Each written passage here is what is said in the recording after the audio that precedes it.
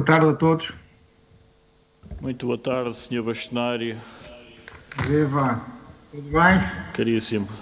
Estamos só à espera, aliás, que são regras que o Sr. Bastonário de outra encarnação, como bem conhece, estamos só à espera de se nos juntar, ainda que virtualmente, um Sr. Deputado de um terceiro grupo parlamentar para podermos ter as regras para a realização do quórum. Portanto, deve estar a ocorrer a qualquer instante.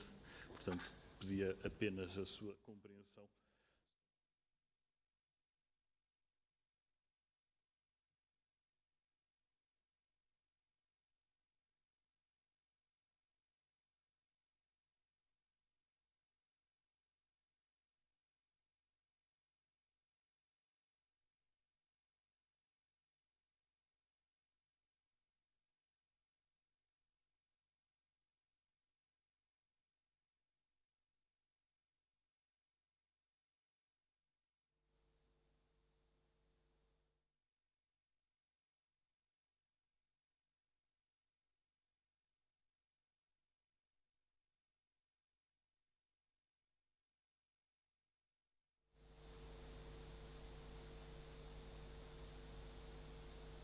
Senhoras e senhores deputados, muito boa tarde. Vamos então retomar os trabalhos, e digo retomar na exata medida em que, no âmbito da apreciação na especialidade da proposta de lei 94 da 14ª legislatura, segunda sessão legislativa, que procede à revisão do Código dos Valores Mobiliários, tivemos já a audição do Conselho Nacional de Supervisores Financeiros, representado pelo Sr. Governador do Banco de Portugal, o Dr. Mário Centeno, e temos o gosto agora de poder contar com a Ordem dos Revisores Oficiais de Contas, representada pelo Sr. Bastonário, o Dr. Fernando Virgílio Macedo, que cumprimento, e o Sr. Dr. Mário Freire, vogal do Conselho Diretivo, que o acompanha, ainda que virtualmente. Nos termos que estão previstos no nosso regulamento, tratando-se de uma apreciação na especialidade, cumpre-me recordar os termos em que a mesma se fará, portanto, a cada grupo parlamentar estão atribuídos indicativamente 3 minutos para colocar as suas questões, após o que, formuladas todas as questões, devolverei a palavra à entidade convidada, no caso à Ordem dos Revisores Oficiais de Contas, agradecendo antecipadamente os esclarecimentos que serão solicitados. Assim, cumpre-me dar a palavra ao grupo parlamentar do Partido Socialista, à Sra. Deputada Vera Brás. Sra. Deputada, faço a palavra. Sim? Sr. Presidente, peço desculpa.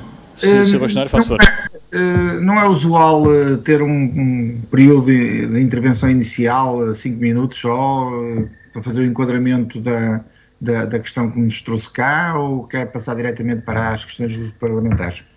Sr. Bastonário, eu presumi que tivesse sido transmitido os termos em que esta audição decorre, ou seja, esta audição decorre a requerimento no âmbito de uma discussão na especialidade e, portanto, diferentemente das audições ordinárias, em que uma entidade é convidada e aí em que, tal como refere, e a sua experiência o recorda, há essa intervenção inicial. Neste caso, como é precisamente uma apreciação na especialidade de um diploma em concreto, é nos termos a quem acabo de referir, mas nada obstará. Não estou a dizer que nada obstará, imediatamente enquadrando as respostas que vai dar, que fazer esse enquadramento logo quando lhe der a palavra. Tudo bem? Exatamente. Eu só estou a dizer isso porque, como sabe, eu fiz muitas audições na especialidade e geralmente dava 3 minutos ou 4 minutos para ser apresentado o tema. Mas não há problema que depois, durante a resposta dos grupos parlamentares, farei esse enquadramento. Muito obrigado, Sr. Bastonário. Então, palavra à Sra. Deputada Vera Brás, faça favor. Muito obrigada, Sr. Presidente. Cumprimento o Dr. Fernando Virgílio Macedo e o Dr. Mário Freire, agradecendo desde já a vossa disponibilidade e os contributos que certamente darão para este processo legislativo. Este é um processo que, para além da revisão do regime jurídico da supervisão da auditoria e do Estatuto da Ordem dos Revisores Oficiais de Contas, trata-se de uma reforma mais abrangente e estrutural que se exigia no setor financeiro e no mercado de capitais, desde logo com a premissa de exigência da manutenção da proteção do investidor e da própria integridade do mercado, mas que proporcione simultaneamente condições que permitam evoluir no sentido da competitividade, do nosso crescimento enquanto do nosso tecido empresarial e que contribua também para a recuperação da nossa economia. Este é um processo que, de uma forma geral, pretende simplificar e harmonizar a legislação nacional, tendo em conta as normas europeias, garantindo também uma certa segurança jurídica. Quanto aos diplomas que mais diretamente vos afetam, pretende-se clarificar e aperfeiçoar a legislação no decorrer da avaliação que já era prevista e daquela que é a prática na implementação da lei e onde se incluem também algumas das recomendações da OCDE e também plasmadas no respectivo plano de ação da ADC, tendo em vista eliminar algumas daquelas que são as barreiras de acesso à profissão de auditor. A Ordem teve a possibilidade de contribuir para esta revisão no âmbito da consulta pública da CMVM e, portanto, conhecendo agora o documento final que deu entrada na Assembleia da República, aquilo que vos solicitava era a vossa apreciação quanto ao mesmo, com a indicação de potenciais contributos que visem a persecução daqueles que são os objetivos definidos e se têm algo a acrescentar para que este processo possa efetivamente conduzir àquilo que se pretende de simplificar e de melhorar o acesso dentro do setor financeiro. Obrigada. Obrigado, Sra. Deputada Vera Braz. A palavra ao Grupo Parlamentar do Partido Social Democrata, Sr. Deputado Hugo Carneiro. Faça favor. Muito obrigado, Sr. Presidente. Cumprimentar também os Srs. Deputados, cumprimentar o Dr. Virgílio Macedo e o Dr. Mário Freire, que o acompanha também. Este processo de audições no âmbito da especialidade já nos permitiu ouvir contributos do Banco de Portugal, da CMVM, do Conselho Nacional de Supervisores Financeiros e agora temos a Ordem também que se poderá pronunciar sobre esta matéria. Na nossa perspectiva, dentro de tudo aquilo que podemos analisar nesta proposta do Governo, há duas dúvidas essenciais que colocamos em cima da mesa. Uma que se relaciona com a verdadeira proteção dos pequenos investidores, que provavelmente não é tanto da competência da Ordem, embora se quiserem pronunciar sobre isso, naturalmente nós estamos receptivos a ouvir a vossa opinião sobre isso. Tem a ver com a liquidação das operações e com o sistema de interligação com o Banco Central Europeu, o regime legal que vigora em vários países da Europa, e aquilo que se propõe é uma harmonização, uma aproximação com esse regime europeu em desproteção dos investidores. Portanto, esta é uma matéria que nos preocupa e que temos visto os reguladores completamente alinhados quanto a isto, mas eu não estou certo que haja tanta proteção ou aumento da proteção dos pequenos investidores. Provavelmente até existe alguma desregulação nesse âmbito, mas a seu tempo veremos isso. No que diz respeito à Ordem, nós gostávamos de perceber se podemos afirmar que o regime que agora é proposto respeita verdadeiramente a profissão do Revisor Oficial de Contas e o papel da Ordem na gestão da profissão, digamos assim. Será que podemos fazer esta afirmação ou o regime que é proposto, bem pelo contrário, vai num caminho que prejudica as próprias competências da Ordem dos Revisores Oficiais de Contas e, portanto, aqui podemos falar do Código de Ética, de que forma é que a solução que está apresentada respeita ou não o poder de regulação da Ordem, ou se aquilo que está a ser proposto é imposto um regime de fora que nem sequer é nacional, não é? E, portanto, indo mais longe do que aquilo que seria razoável e retirando poder à Ordem dos Revisores Oficiais de Contas. Depois a questão também da rotação das equipas. Esta foi uma pergunta que de resto fizemos à CMVM e a CMVM na altura, a Sr. Presidente, não soube responder a isto, não estava dotada da informação necessária do problema da Long Association, portanto a rotação apenas dos coordenadores de equipa ou de toda a equipa, e isto parece-nos preocupante porque poderá levar à concentração de empresas revisoras oficiais de contas que têm maior capacidade de ter equipas disponíveis para rotação, ao contrário dos pequenos escritórios ou pequenas empresas que poderão não ter tanta facilidade. Gostávamos de ouvir também a vossa opinião sobre isso, se concordam ou se discordam com aquilo que é proposto. A questão também da detenção do capital por entidades que não são revisores oficiais de contas, com a diferenciação na questão do capital e do direito de voto. Se poderemos estar... Faço esta pergunta muito simples. É possível uma entidade de ter capital, com esta proposta que está em cima da mesa, de ter capital de uma sociedade de revisores oficiais de contas e ao mesmo tempo ser auditada por revisores oficiais de contas? De que forma é que existe uma verdadeira compatibilidade, isenção, transparência neste dossiê? Gostávamos também de perceber se, na vossa opinião, o regime que é proposto cria uma tutela da CMVM sobre a ordem dos revisores oficiais de contas. Portanto, a CMVM pode dar ordens à ordem dos revisores oficiais de contas. E, por fim, se não estamos a ir mais longe do que aquilo que está previsto na legislação europeia e se não estamos a criar entraves no acesso e no exercício da profissão no que respeita à idoneidade dos revisores oficiais de contas. Eram estas as minhas perguntas. Obrigado. Muito obrigado, Sr. Deputado Carneiro. Segue-se o Grupo Parlamentar do Partido Comunista Português, Sr. Deputado Duarte Alves. Faço a palavra, Sr. Muito obrigado, Sr. Presidente. Começo por cumprimentar o Sr. Bastonário Virgílio Macedo, assim como o Dr. Mário Freire. E há, de facto, aqui várias alterações nesta alteração ao Código dos Valores Mobiliários que dizem respeito aos revisores oficiais de contas. E é importante nós percebermos exatamente o alcance dessas alterações, tendo em conta o papel importante que os revisores oficiais de contas têm no sistema financeiro e até, enfim, em funções da mais alta importância em relação às contas das empresas. E, havendo várias questões que já aqui foram trazidas por outros deputados, eu queria concentrar-me em dois aspectos que também já foram referidos, mas que é aí que gostaríamos de ouvir a posição da Ordem dos Revisores Oficiais de Contas sobre estas duas matérias. Em primeiro lugar, nós consideramos que existe um problema, que é a excessiva concentração portanto, a atividade de revisores oficiais de contas. Nós sabemos que há 4 grandes consultoras que, no fundo, dominam grande parte do mercado. Toda a gente sabe quem é que são estas 4 grandes consultoras.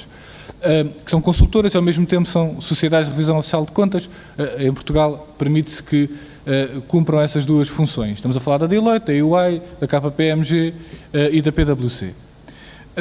Qual é que é aqui a questão? Esta alteração que aqui é proposta vai contribuir para agravar a concentração das sociedades de revisão oficiais de contas ou, pelo contrário, é uma proposta que vai num sentido de permitir que as pequenas sociedades de revisão oficiais de contas possam também ter um papel no mercado? Esta é uma primeira questão que gostaríamos de deixar e que nos pudesse dar a ideia se esta alteração contribui para a concentração ou não, porque nós consideramos que a concentração é um problema e que era necessário medidas num sentido contrário ao da concentração da atividade da revisão oficial de contas. A segunda questão tem a ver com a alteração ao artigo 118 do Estatuto da Ordem e em que consideramos que pode haver aqui, de facto, um problema que podemos neste momento não ver o alcance deste problema, mas pode ser um problema bastante significativo.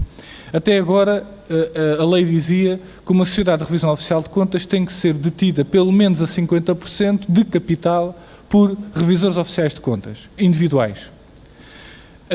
E, portanto, podia ter 50% de revisores oficiais de contas e o resto podiam ser outros investidores.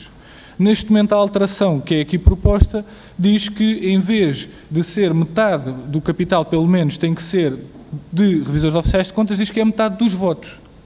Isto significa que pode haver direitos de voto diferenciados da participação de capital, ou seja, e deixo esta pergunta, significa que um investidor que não é um revisor oficial de contas pode deter 90% do capital de uma sociedade de revisão oficial de contas.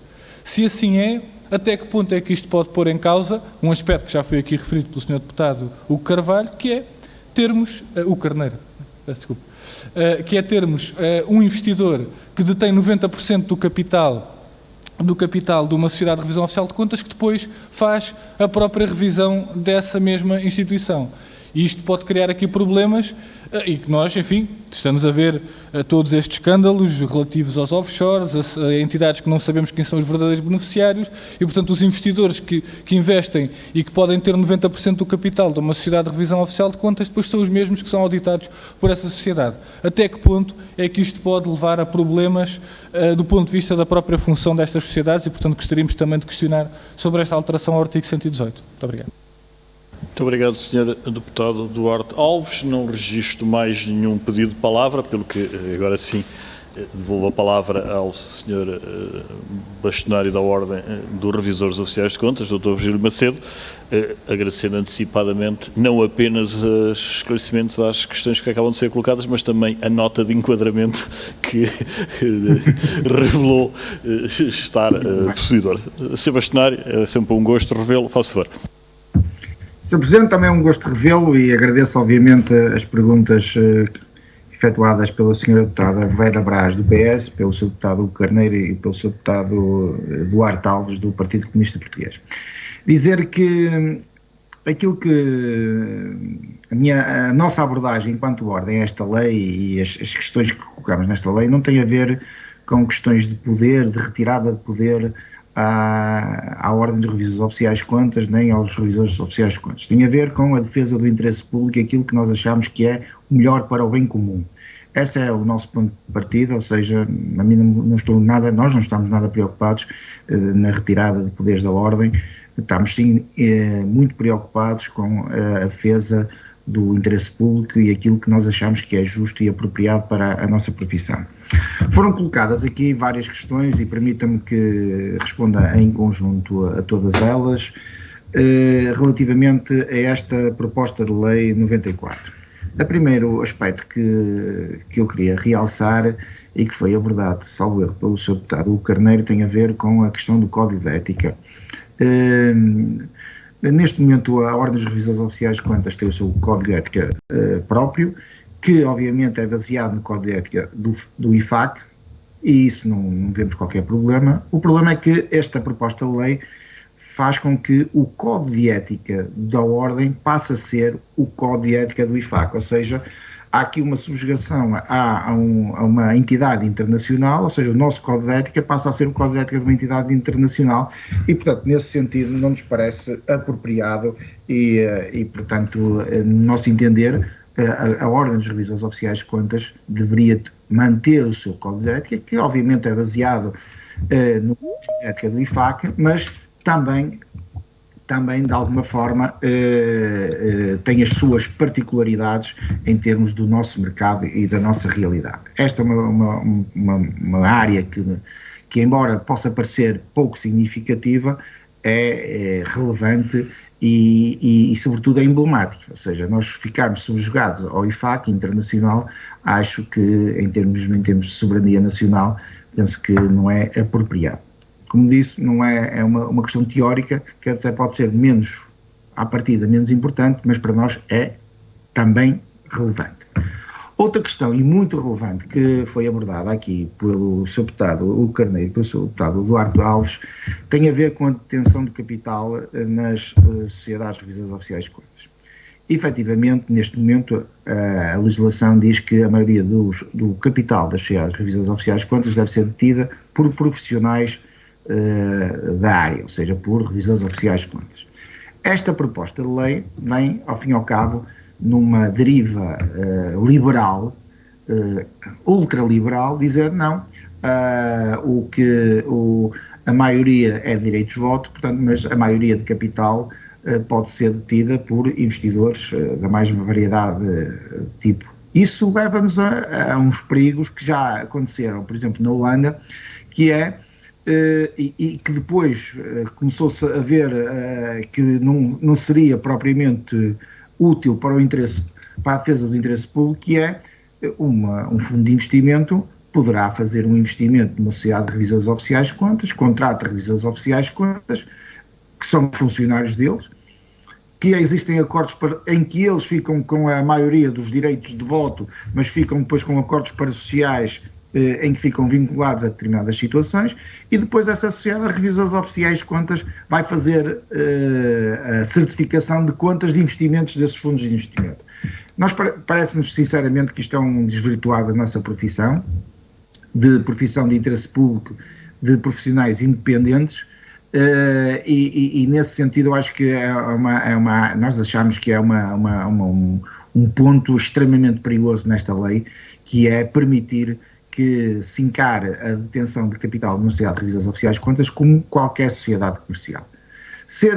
Exercer a atividade de revisão oficial de contas não é a mesma coisa que exercer uma atividade comercial tout court, ou seja, uma atividade comercial como seja vender têxteis ou vender mercearia. Não é assim, ou seja, estamos a prestar serviços de qualidade, que temos uma função da defesa, como tenho dito, do interesse público, de certificação da fiabilidade da informação financeira, e, portanto, quanto maior for a nossa independência, tudo que possamos fazer no reforço da nossa independência, no exercício das nossas funções, vai de encontro a essa nossa função primária de defesa dos interesses públicos. E, portanto, esta é uma alteração que, no nosso ponto de vista, é extremamente perigosa para depois, posteriormente, não sermos confrontados com situações de menos agradáveis e que depois geralmente só se sabe essas situações quando algo ocorre menos bem, que é ocorreu uma certificação menos apropriada, mas depois chega-se à conclusão que a sociedade que fez essa certificação era detida por uma sociedade, um fundo de investimento, que por sua vez também tinha um investimento nessa sociedade. Portanto, eu acho que os problemas evitam-se, não se resolvem, e claramente esta é uma profissão sui generis, e nesse sentido eu penso que não poderemos encarar o exercício da atividade de revisão oficial de contas como uma atividade comercial normal, e nesse sentido mostra-se, no nosso entender, apropriado que se mantenha a detenção maioritária do capital social nas SROCs por parte de profissionais da área. Depois, penso que também o Sr. Deputado Carneiro e o Sr. Deputado Duarte Alves falaram na rotação dos auditores. Efetivamente, nós somos a favor da rotação dos auditores, em termos de haver alguma proteção dos stakeholders relativamente à manutenção durante muito tempo dos mesmos auditores na mesma empresa. Só que nós sabemos que quem tem capacidade de decisão numa auditoria, numa revisão de contas, são o revisor, o responsável pela auditoria, eventualmente os quadros superiores dessa auditoria, e não os staffs, o advanced staff, ou os seniors, ou mesmo, muitas vezes, o próprio manager. E, portanto, nós pensamos que, sim senhor, deverá haver rotação, somos a favor dessa rotação, mas essa rotação tem de ser feita ao nível só dos responsáveis do trabalho e não de toda a equipa. Isso obviamente vai prejudicar as empresas, as entidades mais pequenas, que, em virtude de terem uma menor dimensão, leva a que essa rotação seja mais difícil de poder acontecer. E como o Sr. Deputado Duarte Alves falou, se isto vai provocar maior concentração, eu diria ao contrário, que isto provoca é que não permita que empresas de menor dimensão, para além de grandes empresas, não permite que essas pequenas de média dimensão, eu diria mesmo de média dimensão, tenham acesso ao exercício de trabalhos em algumas empresas que requerem alguns meios humanos, mas que depois, posteriormente, requerem uma rotação de pessoal que não é possível fazer mesmo nessas empresas de média dimensão. Portanto, de uma forma indireta, esta é uma medida que acaba por provocar uma concentração nas grandes empresas, independentemente de quais sejam. Não podemos só restringir a essas 4, existem outras grandes empresas de auditoria, mas efetivamente eu acho que neste sentido deveria de haver alguma ponderação, no sentido de que efetivamente o staff, o advanced staff ou o sénior não tem qualquer poder de decisão sobre a auditoria. Mas nós até pensamos que a rotação ao nível desses elementos, desses quadros, até pode ser pouco produtiva, porque vai-se perder algum know-how em termos do conhecimento do negócio da empresa e da forma como as transações são feitas pela empresa. Ou seja, efetivamente, somos defensores da rotação, somos defensores de haver alguma norma que, de alguma forma, proteja a questão da long association, mas restrita aos responsáveis do trabalho, porque são esses, efetivamente, que depois têm o poder de decisão relativamente à emissão da opinião sobre as demonstrações financeiras. Finalmente, outra questão que foi abordada é relativamente à idoneidade dos revisores. Nós pensamos que a idoneidade deve ser ou seja, primeiro, a idoneidade é um ativo intangível dos revisores. Não existe revisores, não existe auditores sem idoneidade. Ninguém contrata um revisor, nem um auditor de contas, se o mesmo não tiver idoneidade. E, portanto, a ordem aí é implacável no sentido de fazer um controlo rigoroso relativamente à idoneidade dos revisores oficiais de contas. Historicamente, sempre foi assim e sempre será assim. Ao mínimo indício de eventualmente, algum dos nossos membros ter praticado algum ato que ponha em causa a sua idoneidade, de imediatamente a ordem realiza um processo no sentido de fazer a avaliação e, se for caso disso, retirar a idoneidade ao revisor. Já aconteceu isso e certamente e infelizmente no futuro eventualmente poderá tornar a acontecer. Mas isto tudo para dizer o quê? Para dizer que, na nossa opinião, caberá à ordem dos revisores oficiais de contas aferir dessa idoneidade ou não, e não à CMVM. A CMVM é o supervisor da auditoria da nossa profissão, e muito bem, nós sentimos confortáveis com essa supervisão da CMVM. Não nos sentimos já tão confortáveis é que seja a CMVM a determinar quem são os auditores, quem são os revisores idóneos ou não, e poder retirar a idoneidade a um revisor com base numa simples contraordenação, em que a própria legislação não especifica quais são as situações em que essa retirada de idoneidade poderá ser efetuada. E, portanto, aqui é um aspecto muito crítico desta proposta de lei, que é, no nosso entender, primeiro, a matéria de idoneidades é uma matéria de lei, portanto, cabe à Assembleia da República, cabe à Ordem dos Revisores Oficiais de Contas determinar, obviamente, enquanto ordem profissional, a matéria em que haverá situações em que é retirada a idoneidade aos auditores ou aos revisores, não caberá ao supervisor da auditoria.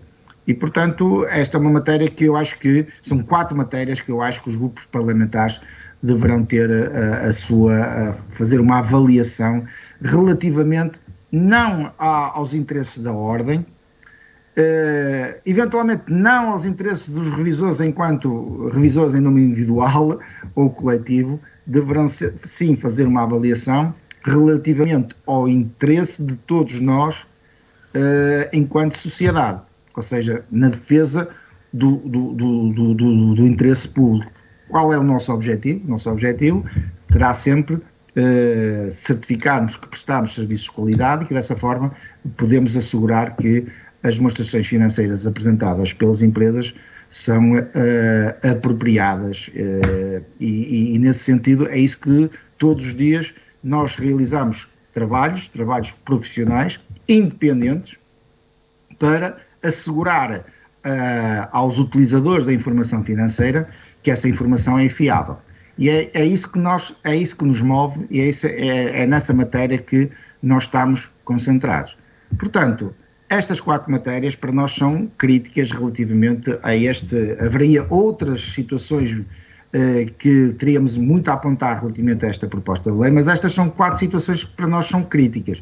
A questão da idoneidade, a questão da rotação das equipas, a questão da do Código de Ética, porque é uma questão de soberania, e a questão da detenção do capital por parte de entidades que não, ou da maioria de capital, por entidades que não sejam revisores oficiais de contas.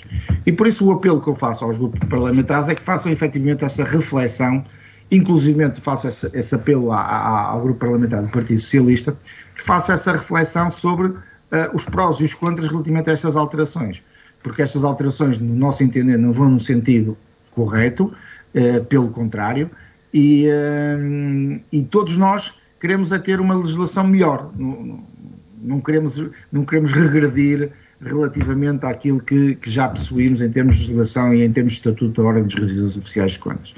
E nesse sentido, obviamente, estamos à disposição de todos os grupos parlamentares para prestar qualquer esclarecimento adicional relativamente a estas matérias, mas efetivamente são matérias que são relevantes e que nos preocupam muito, porque efetivamente pensamos que são situações que vão no sentido contrário àquele que seria o correto. Sr. Presidente. Sr. Bastonário, muito obrigado pelos esclarecimentos prestados. Eu não registro nenhum pedido de palavra, pelo que me resta agradecer o contributo da Ordem dos Revisores Oficiais de Contas. Seguramente que os grupos parlamentares corresponderão ao repto que acaba de deixar, de uma ponderação, como não poderia deixar de ser, sobre a proposta e as suas implicações. Agradecer às senhoras e senhores deputados, não só os presentes na sala, como os que nos acompanham por videoconferência.